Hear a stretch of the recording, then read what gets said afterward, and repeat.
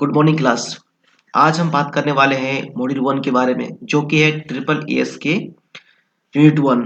इसमें हम सीखेंगे इंट्रोडक्शन टू एनर्जी। एनर्जी क्या है और किस तरीके से काम करती है और किस तरीके से इसको बनाया जाता है और क्या क्या इसके सोर्सेस है और ये हमारे लिए क्यों लाभदायक है। तो शुरू करने से पहले बता देता हूँ कि मैं कौन हूँ। मेरा नाम विनेश बारला है और मैं आप लोग को एनर्जी एंड इन्वायरमेंटल इंजीनियरिंग पढ़ाने वाला हूँ। ठीक है, चलिए बात करते हैं मॉड्यूल 1 के बारे में। तो मॉड्यूल 1 क्या है हमारा? Introduction to energy science.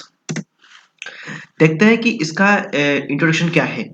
Energy is defined as the capacity to do work, all human activities, industries, transportation and development depend on energy.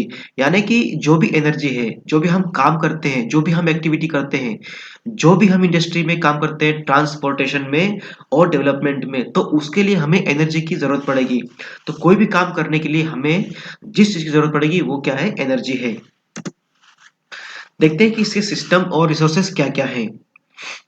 N energy system consist of, पहला है एनर्जी सोर्स, दूसरा है energy source conversion और transformations, energy utilisations. तो ये क्या है? इसके सिस्टम एंड रिसोर्स है। एग्जांपल देखते हैं, इंक्लूड थर्मल पावर प्लांट्स, ये भी इसी में आता है।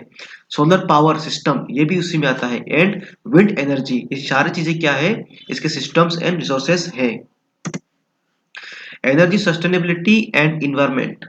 Sustainability means meeting present energy needs without compromising the ability of future generation to meet their needs. Exclusive use of fossil fuels causes environmental pollution, climate change and resources depletion.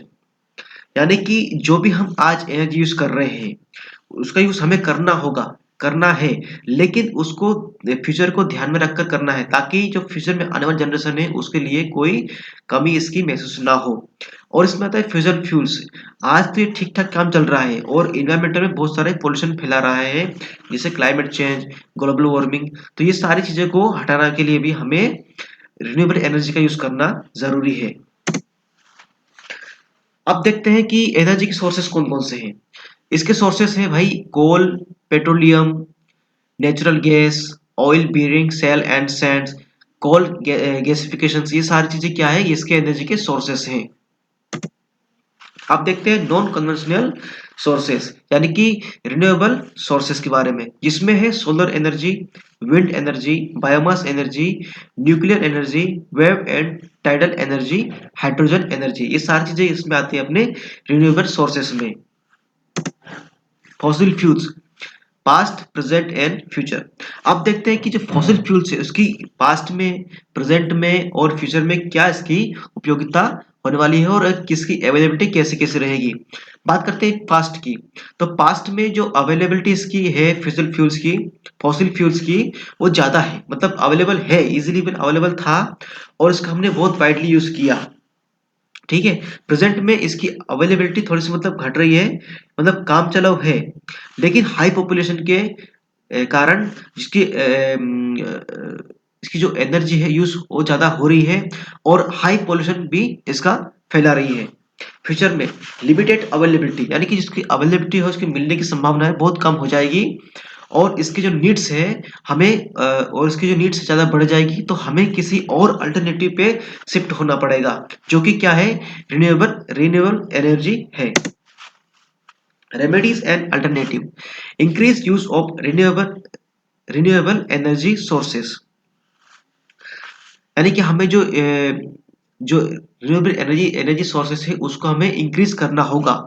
Improving energy efficiency, हमें energy की efficiency improve करनी होगी। Reducing dependence on fossil fuels, हमें fossil fuels को कम use करके हमें दूसरी alternative energy पे शिफ्ट करना जरूरी है। Energy storage system, pumped storage hydro power project, यानी कि हमें ऐसे प्रोजेक्ट डेवलप करना है जहां पे हमें एनर्जी को स्टोर करके रख सके। Super conductor based energy storage, यानी कि super conductor based energy storage बनाकर हमें वहां पे एनर्जी स्टोर करना होगा। हाई एफिशिएंसी बैटरीज, हमें हाई एफिशिएंसी बैटरीज बनानी होगी और वहां पे हमें एनर्जी स्टोर करके रखनी चाहिए।